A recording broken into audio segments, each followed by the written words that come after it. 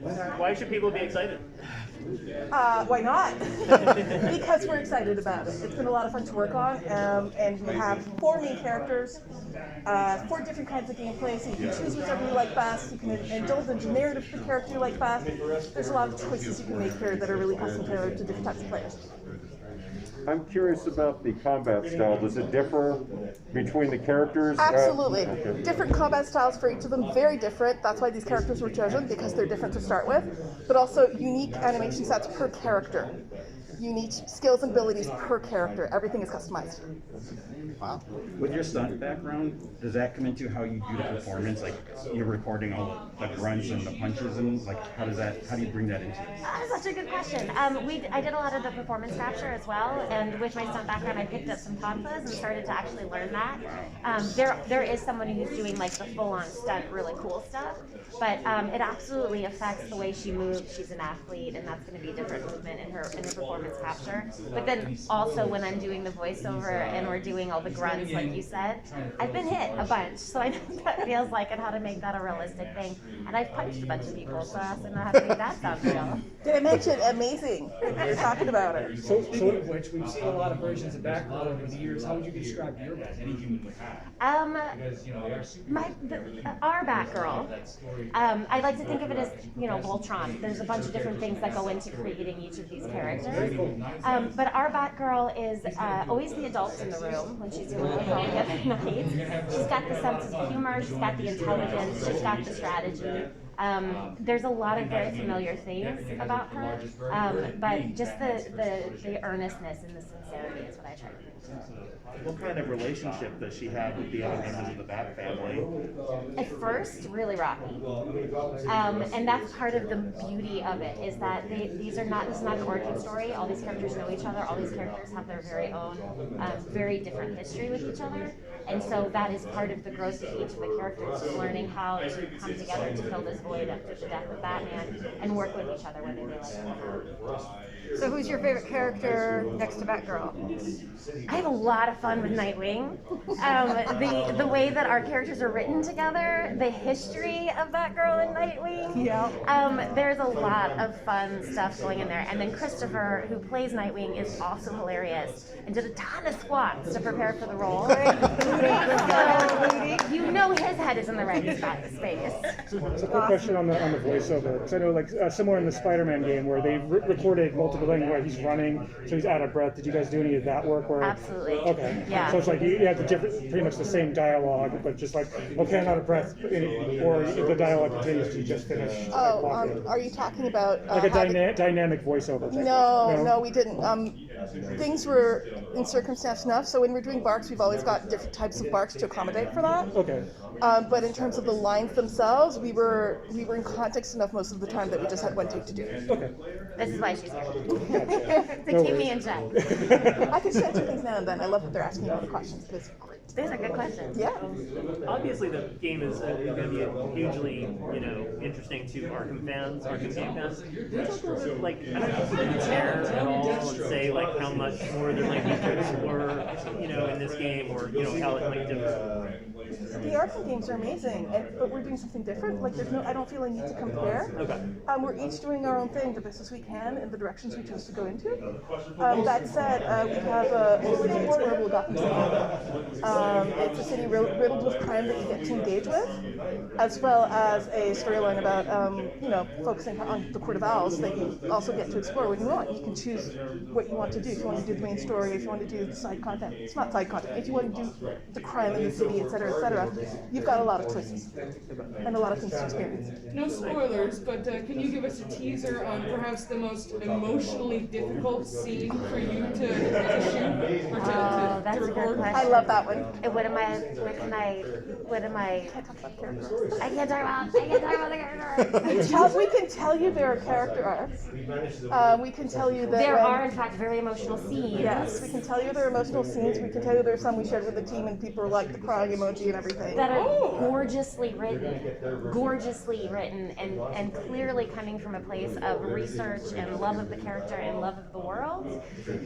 But that's it. That's all I'm allowed to say. Yes. How did you come down from that emotional scene? It was hard.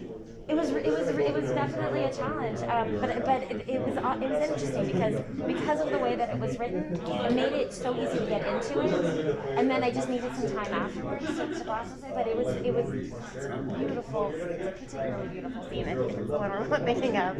Yeah, I wish I could answer. So were there any specific storylines from the comics or other mediums that you guys used besides the Arkham game, like that's kind of guide the story forward? Obviously, the Court of Owls and all that. So yeah, we used the Court of Owls from Scott Snyder, which is a fantastic story. Obviously, it's in comic book format, it's in linear format, but it was a great foundation for us to build and layer to make this into an interactive narrative experience, right? Yeah. But also, look, my team loves these characters, or actors love these characters. But we read as many comic books as we could get our hands on. We read the like Grayson for Dick, and then we read Batgirl of Burnside. But we also read like a lot of stuff. We didn't stick to one, right? Okay. And also, my writers are fans of the characters, and I had one writer per character who owned that voice, who owned that story, and who kept it consistent throughout the game. That's cool. Yeah. And how does like playing with the different characters, like, because I know you can switch, you can go back and does the different characters affect the gameplay? Is like, are there certain levels or areas that might be easier depending on your skills? So depending on how you want to play in your play style and what you think is easier or not, you can swap characters to play a mission, and maybe you want to go and just hit things, or maybe you just want to go and sneak around, but every character offers you a different way to play through a level. But you can also go, I want to experience the story of this character, and just stick to one character for all of it if you want. But you can swap out in the middle of it if you go. And then you can do the co-op as well. Is that like, can someone just jump in at any time? Does he have I believe so, you can in co-op, yes. You might want to check with PR to confirm that. Yeah, Patrick. Can you describe this version of Gotham City? Because some, lean into more of an Art Deco, operatic thing, and then others are like this really urbanized, Oh man, our open world team and our art team and our art director did so much research on this, and I wish they would be here to answer you on that. It's neon noir. It's based on the greediness and the texture and everything that comes from Court of Owls, and that is pervasive throughout our city. But if you ever get a chance to talk to our art director, please make sure you ask him that question. Maybe you can talk to Kyo about that. He's going to have a lot to tell you about that. Dan did a great job with it. It's a city that breathes and lives atmosphere. Who's your favorite Bex? Any screen versions? I really like Stephanie Brown, Becky Sertine. I love all the versions of Barbara Gordon. I love Dr. Gardner's Oracle. I've had a long love affair with Batgirl for a while, just because for a long time she was one of the only people you'd ever actually see in the comic book world. But my first was Barbara Gordon, and then I fell in love with Stephanie. Cassandra Cain is just like so like, yeah. So it's like a Sophie's Choice situation to ask for my favorite, but they've each got something to me. What are you bringing to your version of Barbara that kind of set her apart from other ones that we may have seen animated? It's so hard because I've loved every version of her that it's hard to think of myself as trying to make her different. I don't necessarily feel the need to like make her my own. But the thing that I've loved, that I'm pulling in the traits that I've loved about her through time. So her sense of humor, her intelligence, and her earnestness and sincerity in every moment has been the things that I've always responded to her through everything. And this is also recently after her recovery. Yeah. So is that like coming to the storyline or abilities? Like, is there a reference? It is referenced, and it is. It's an organic part of who she is as a character. Yeah. The Belfry was hers before, and there are signs of that that are easy to see. There's a moment that I can tell you about that will reflect that history very well too in our cinematics. But it is absolutely acknowledged and integral to who she is. Yeah, and one of the things that I will say is that it was really important to me. It was one of my first questions when I was talking to them about how do we address this fact, right? Because Oracle is such an important character in comic books for so many people, and how do you address this? And they had put so much thought and so much love into figuring out what what that journey was for her, so that it wouldn't be something that dismissed anybody. And that was really important. We were very fortunate to get to work with able gamers about this. So they reviewed all of our scenes, all of our lines. We consulted with them. They gave us advice. We're responsible for anything in the game, but able gamers really helped us direct into a positive direction. Bravo. Everyone, there's one more question left. If you're at the round Who table. did not get to ask a question yet? Everyone got to ask one? Okay. What's the last one?